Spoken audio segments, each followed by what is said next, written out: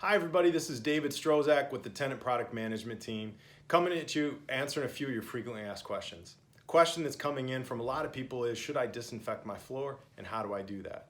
So the short answer is, most likely you don't need to disinfect your floor.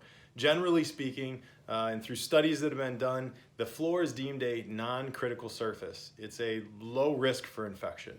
And we realize that the situation may be changing and new data is coming in all the time, but generally that's the most appropriate risk level for the floor, non-critical, low risk. The other aspect to think about is disinfectant is in demand right now, is short supply, and the supply chains are trying to catch up.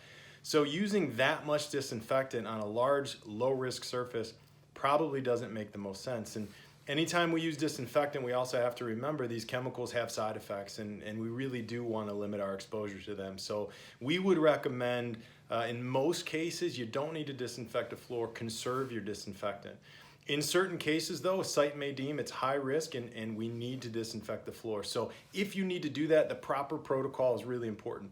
First of all, please don't just put disinfectant in your auto scrubber. It doesn't do any good. It's a false sense of security.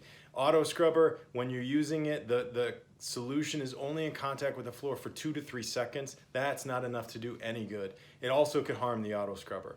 So let's talk about the proper way to disinfect a floor.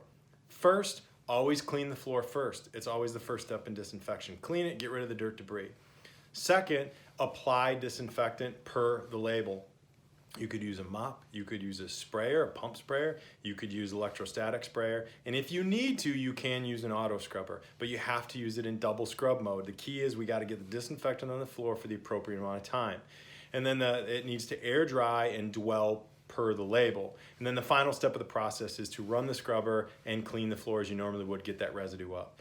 Please keep in mind while you're doing this, floors will be wet.